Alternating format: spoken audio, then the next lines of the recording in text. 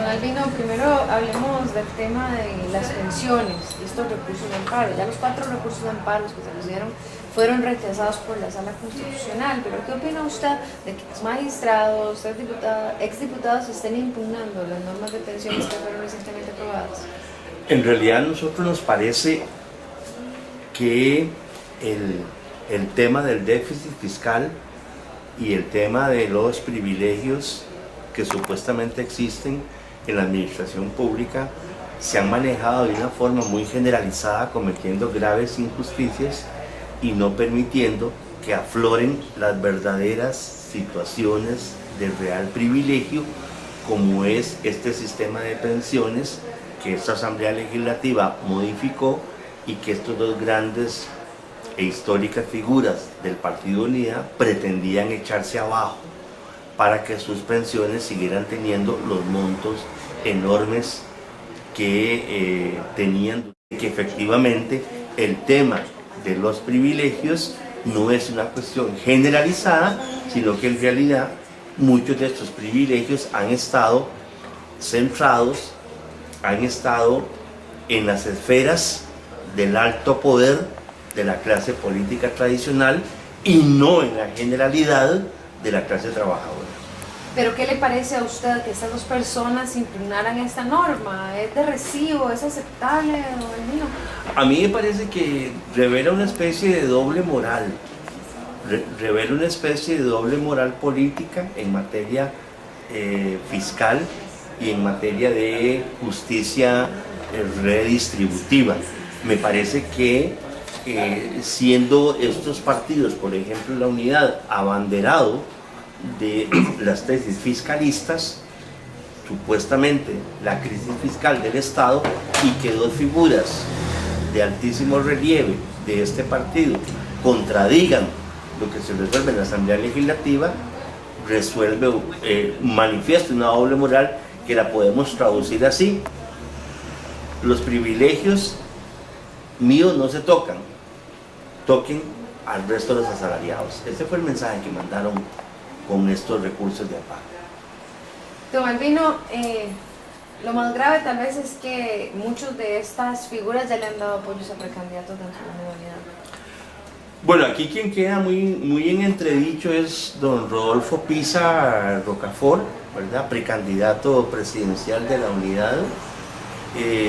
Me parece que queda en mal predicado, ¿verdad? Que él abogue por este tema del recorte de salarios y que en principio esté a favor de los recortes de los salarios de los empleados públicos y que tenga en su comando de campaña una figura de la estatura de don Danilo Echeverri con una pensión archimillonaria.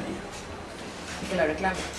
Y que además la reclame y diga que no se debe incluir en el famoso ajuste fiscal que se le pregona a Raimundo y todo el mundo. Don Albino, doña Sandra presenta esta iniciativa y viene algunas cosas que ella llama privilegios que para la clase trabajadora son conquistas. Por ejemplo, el tema de anualidad muy puntualmente. Ella quiere una evaluación del desempeño. ¿Debe hacerse esta evaluación del desempeño o no para usted, a su criterio, don Albino? El gran error de estos temas de empleo público es haberlo metido en un contexto fiscalista, ¿verdad?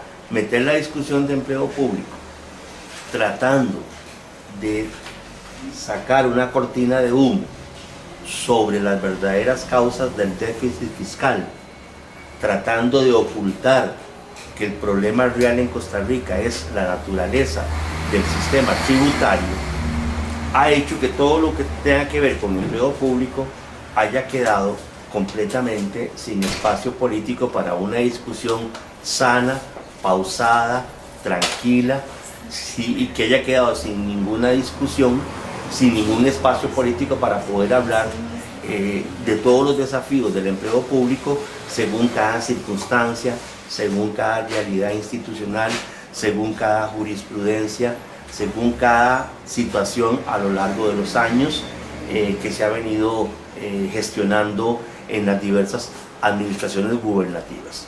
Entonces, el tema de la evaluación del desempeño debe ser un asunto que se discuta con las organizaciones sindicales, que se discuta fuera de la Asamblea Legislativa, ¿verdad? Que se discuta primero con el gobierno de la República, precisamente para descontaminarlo de la visión fiscalista de orden neoliberal que prevalece en el Parlamento, donde tienen satanizado absolutamente todo lo que es empleo público.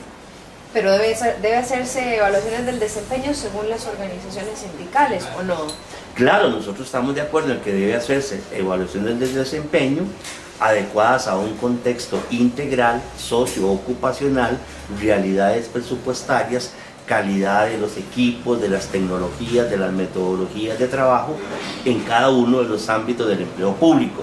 Pero no se puede dar una discusión de evaluación del desempeño a la luz de sistemas fiscalistas como los que están imperando en la Asamblea Legislativa. ¿Quién debería hacer esa evaluación del desempeño, don Albino?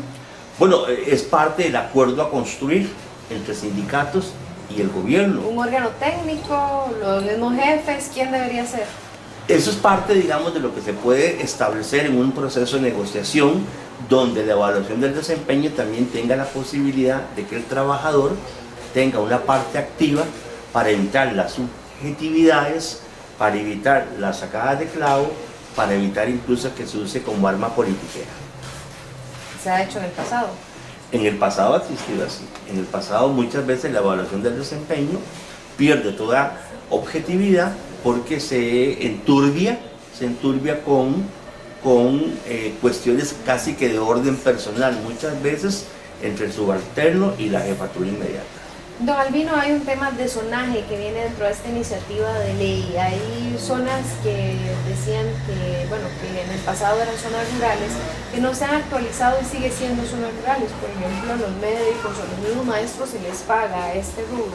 ¿Qué le parece a usted que se revise? Es que nosotros estamos claros en que nada del empleo público, ningún plus del empleo público debe analizarse a la luz de la discusión fiscalista en el Parlamento. Todo tiene que sacarse de ahí e ir, por ejemplo, a la Comisión Negociadora de Salarios del Sector Público, donde se analice cada plus, cada circunstancia actual, pasada, adecuada o no adecuada, pero no hay posibilidad de una discusión sana, provechosa, transparente, en medio de una satanización de que todo el empleo público es el responsable del déficit fiscal. Entonces no tiene sentido desgastarse analizando un plus o X plus cuando sabemos que ya todo está debidamente casi que cocinado en la Asamblea Legislativa por esas fuerzas económicas que creen que todo el empleo público es malo per se. Ustedes no se van a sentar a hablar con la diputada Sandra Pisk ni con los diputados de las otras agrupaciones políticas que impulsan las reformas en empleo público. No, señor, nosotros creemos que ese es el peor ambiente para hablar de empleo público porque está totalmente prejuiciado, está totalmente satanizado, es un ambiente tóxico, altamente peligroso para la estabilidad social. ¿Cree usted que puede haber una confrontación social fuerte si se siguen impulsando estas iniciativas en la Asamblea? Bueno, lo que le puedo decir es que todas las corrientes sindicales, independientemente de la diversidad de cada una, todas trabajan en la misma dirección y todas están convencidas de que si esto sigue así, en el rumbo en que lo llevan, eso terminará en las calles. Ese es nuestro anhelo y el llamado que estamos haciendo de manera reiterada, no solo con las bases de la ANEP y de Patria Justa, sino que también lo hacen las otras corrientes sindicales con sus propias bases sindicales. ¿Podría compararse el movimiento social al movimiento que hubo por el combo del ICE, don Albino? Yo pienso que no son realidades sociopolíticas distintas, ¿verdad? Ninguna realidad social en materia de movimientos sociales se puede calcar para decir que la que sigue será similar. Las circunstancias determinarán cómo será. Pero hablando de la fuerza que tenga el movimiento. Pues todo el mundo desea que cualquier movimiento tenga la fuerza suficiente para que sus tesis prevalezcan. ¿Tiene el músculo político los sindicatos para mover tantos empleados públicos? Los sindicatos han demostrado en coyunturas especiales que se ponen a la altura de los acontecimientos y expresan sentires profundos que se ven en las calles. ¿Usted cree que puedan tener o que puedan movilizar este músculo político después de algunas campañas de desprestigio contra los sindicatos que se han hecho? A los sindicatos siempre los han enterrado. Toda la vida los viven enterrando, ¿verdad? Toda la vida viven diciendo que los sindicatos ya no representamos nada. Pero aquí estamos vivitos y coleando.